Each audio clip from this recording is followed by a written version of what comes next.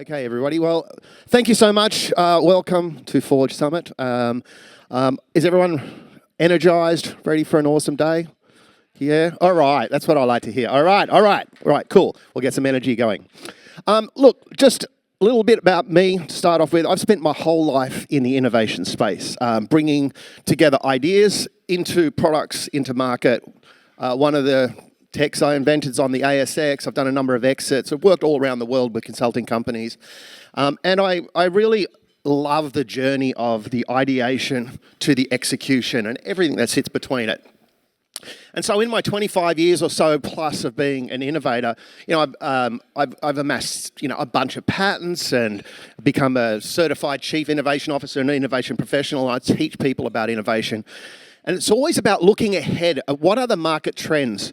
What is shaping the future of the market, and how might we stay in tune with the market or ahead of the market? And really that's the purpose of innovation. Innovation is an outcome. It's about the creation of something that has realized value for other people. Its effects must be measured. So it's an outcome. But then, so in that world about staying ahead or in tune of markets, we're seeing a fundamental shift by AI, and everyone's talking about AI.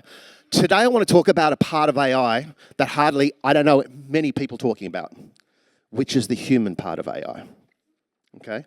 And the need for a human operating system upgrade. All right.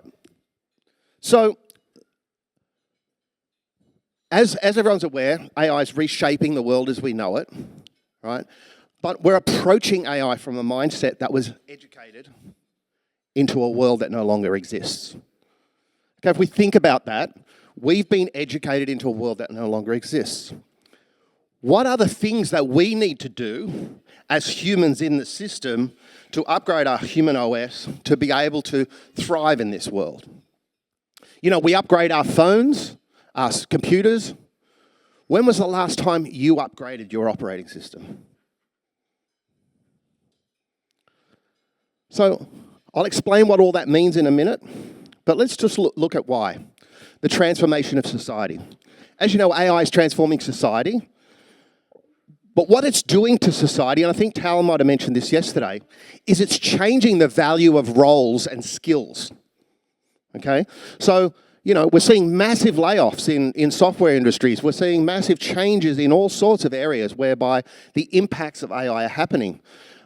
And because of that, organizations and skills are now coming into the fore whereby the ability to have an adaptive mindset, the ability to have lifelong learning, the ability to cross-collaborate, the ability to use critical adaptive systems thinking, to be able to rally around a problem statement with agile teams is becoming more and more valuable. And these are things that used to be seen as soft skills, not really important to business. Here's the thing though, those soft skills are human skills. What is the best opportunity for us to thrive in a world of AI is to do the things that computers don't do. The other great thing about AI, which I'll explain in a minute, is that AI is able to measure our creative soft skills for the first time. So now we can put KPIs on how adaptive we are, how resilient we are, how flexible we are, what level of creativity we have. So that's the transformation of society. Transformation of business. Business is moving from a hierarchical model, an organization, to an organism. We're seeing now teams being led from a central nucleus around problem solving. So we're getting this much more agile methodology where the top leadership and the structures and the rules, and look, I work for a major global company in the finance space, and they're a very big company, but I work in a very small team and travel around the world helping big organizations. It's a typical scenario. We're starting to see this shift in these large organizations. And we're in an era of information overload. Every day, 400 billion channels, don't quote me on it, are trying to bombard you from every angle. It's an avalanche of content that's hitting your face every day.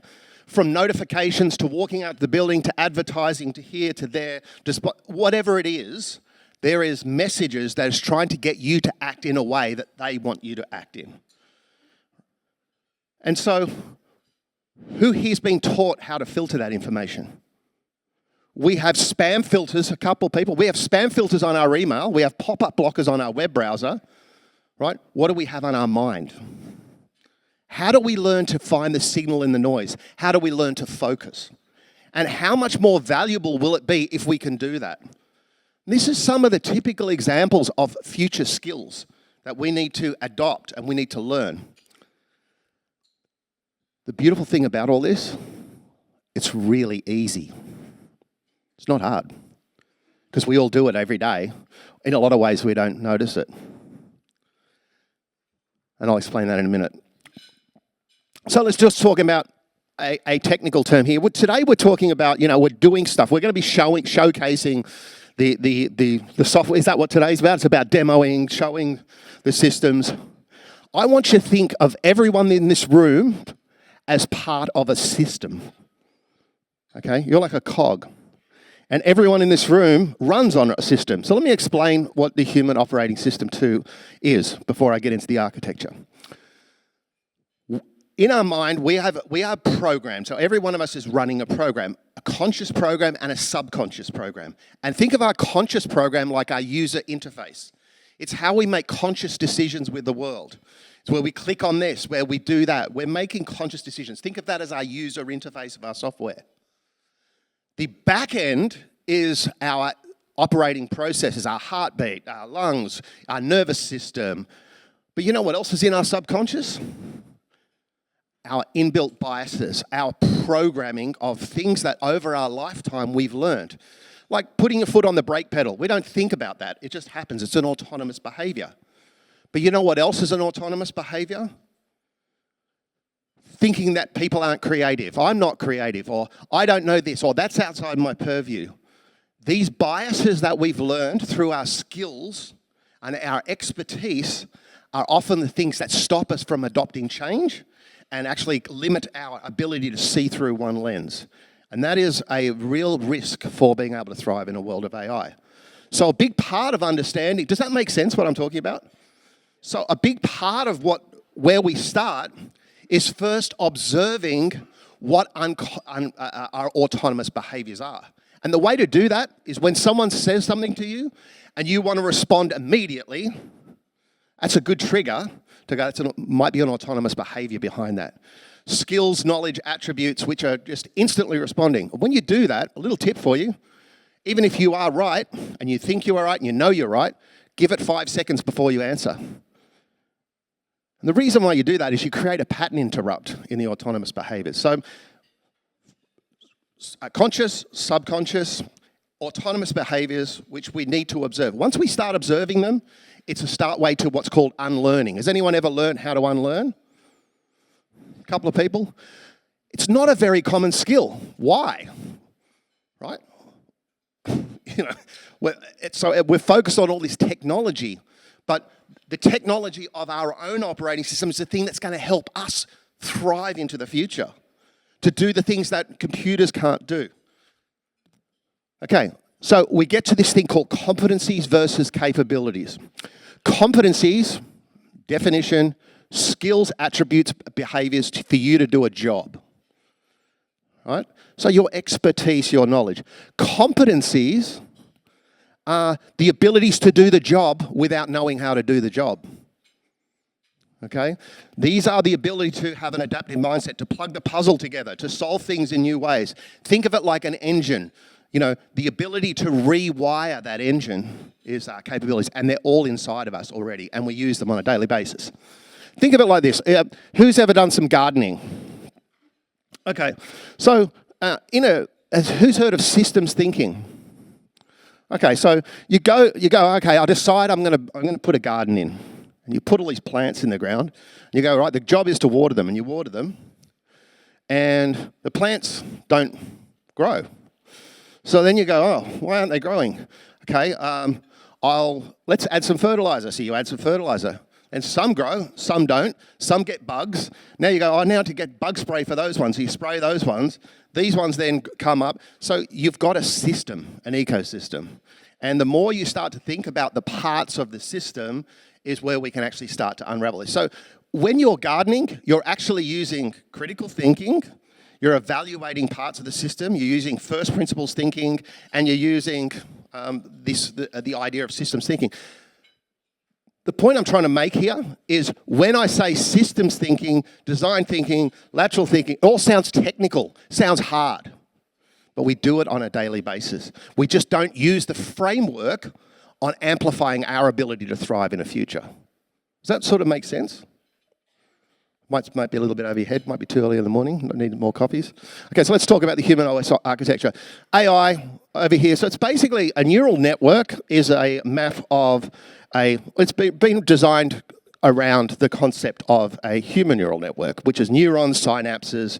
We have these little bits that fire and grow together and fire together. And AI, I won't spend all the time talking about how a neural network works, but what I want you to recognize is every one of these people in the room is a neuron in a social network.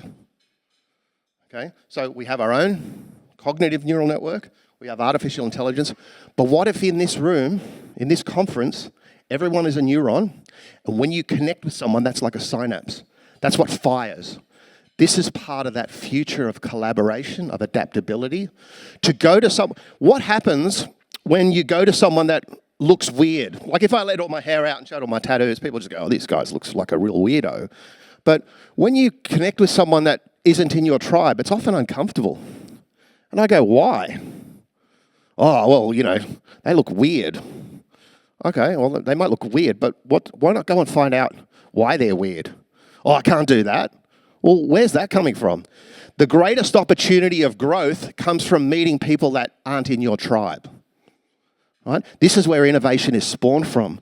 You know, I'm constantly working with people from all different walks of life that you would think, oh, why would you put a finance executive from a major organization with someone who's, you know, putting piles into a wharf? The insights that can come from that are really, really important. Okay, so let's talk about, and that's the societal neural network. Now, these are the World Economic Forum, and this isn't just Finn standing up here talking about this.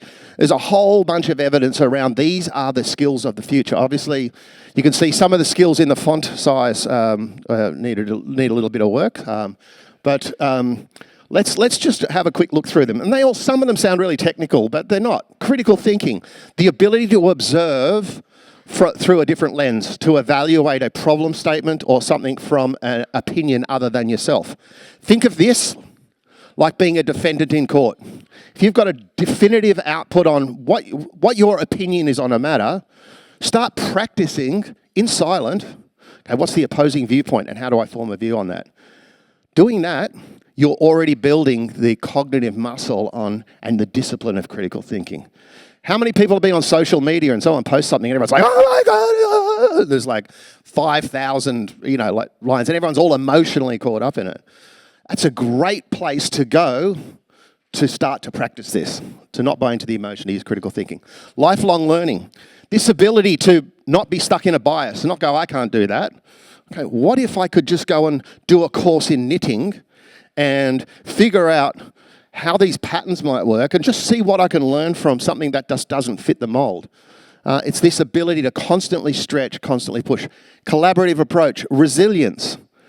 People talk about this failing fast and stuff. Resilience is a different capability. Again, it's all built into us. It's the ability to sort of stay the ground, to watch the path unfold. In a lot of my work, people like to know the direction. That's our North Star, that's where we're going, and that's fine. Nothing wrong with that. It's actually a really good thing. But the path unfolds. I'm sure has anyone here been in a startup? Yeah? I'm sure everyone that's been in a startup, even people that aren't in a startup, will start a project on a journey path and it changes as it evolves, okay? And it's good to have both. It's good to have direction, but it's also good to have the flexibility if you can use critical thinking where the evidence points to the fact that you need to have some flex room. Yeah? And that's adaptability, courage, lateral thinking, agility, creativity, experimentation, empathy, and curiosity. So, World Economic Forum, all these places are now talking about the future of work as the ability to build these skills. So, if that's what everyone's saying, great. Where do you go to learn all that stuff? What courses at TAFE do you go to that teaches you about the human operating system? I don't know of any. And then my question is, why? Let's put the curiosity thing on it, right? Thing is, it's hard to sell a course on some of this stuff because it's actually not that complicated to do. So to doing an advanced diploma in curiosity, you know, a 4-year course, which is $80,000, the KPIs on the outcomes of that is like, well, it's pretty hard to put. So these are all things that you have inside you. And I now want to talk about, just quickly about creativity. Who here thinks that they're not creative? Couple? Okay, cool. Who here knows what the globally accepted definition of creativity is? Awesome. Can you see why this is a problem? Right? If you don't have a definition, how do you know you are or aren't creative? So let me give you an example. Let me tell you what the globally accepted definition of creativity is. It's the creation of solutions to problems by the reorganization of existing things. And it sounds really complicated, but I'm going to explain it to you. Let's start with something really obvious, a painter. I'm a painter. What is my solution to the problem? I want to paint something that makes me feel good. I want to paint something that I can sell. I want to paint something so people recognize my talent, whatever that is. The reorganization of existing things, I have a canvas, I have paintbrushes, and I have paints. And the way that I reorganize those in any way to create the outcome is the art of creativity. That's the process. Creativity is a process.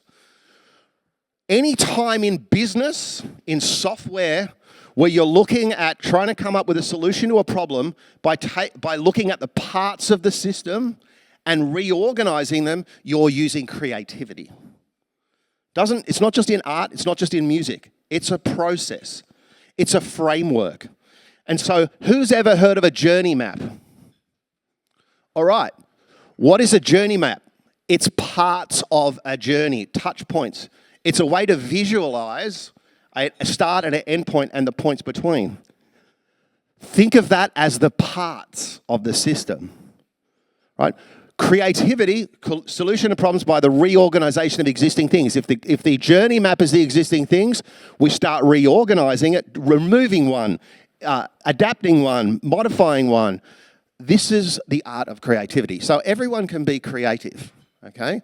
And this ability to start to understand some of the definitions around these words is really, really critical. All right, so last things. These are the top 10 skills for the future of work, which is there's countless bodies. I can send you some links if you want. But creativity provides the ability to identify. The outcome is the ability to solve out-of-the-box problems. Machines are great at analyzing data and coming up with solutions, but they can't connect on the same way that humans can. I'll explain all of this in a minute. Emotional intelligence is the ability to understand and manage one's own emotions. Again, machines they just cannot understand the depth of human emotions that we can. Imagination, the ability to conceptualize things that do not necessarily exist. Intuition, the ability to make decisions based on instinct. Morality, the ability to judge and make ethical decisions. Storytelling, critical one. One that a lot of startups never get taught about. They get taught about doing their business plan and their pitch.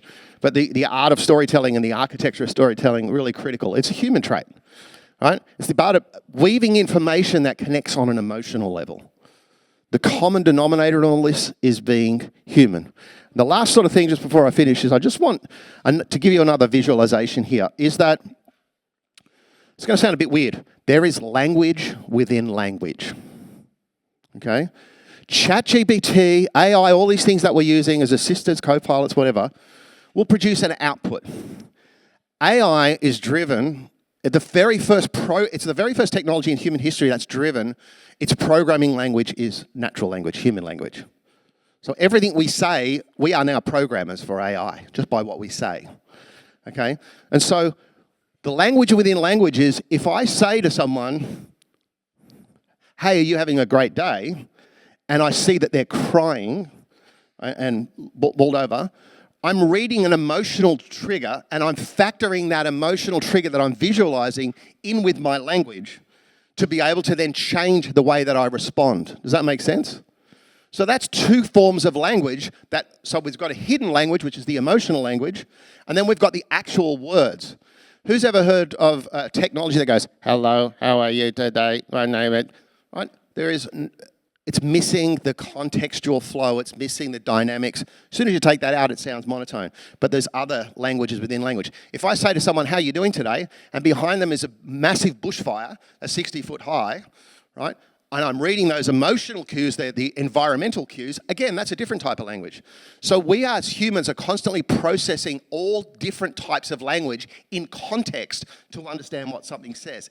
This is the power of the future, not AI replacing us. It's about us being able to amplify our ability to understand the emotional triggers, to act in a way which connects with people, which inspires people, and then use remember the painted scenario? What if AI is one of the paintbrushes? Okay. Not the thing that replaces us. It's one of the paintbrushes that we use to weave the next part of the future. That's where we need to be, and that's what the human OS upgrade is, and this is why it's a critical part that no one is really talking about. Everyone's talking about the tech and being all wowed about it, but we will get to a point very, very soon where people will start to think about, okay, how long has it been since I've upgraded my operating system? How do I build a life of lifelong learning? And then how do I thrive into this future of AI? Thank you. Thank you very much for that wisdom.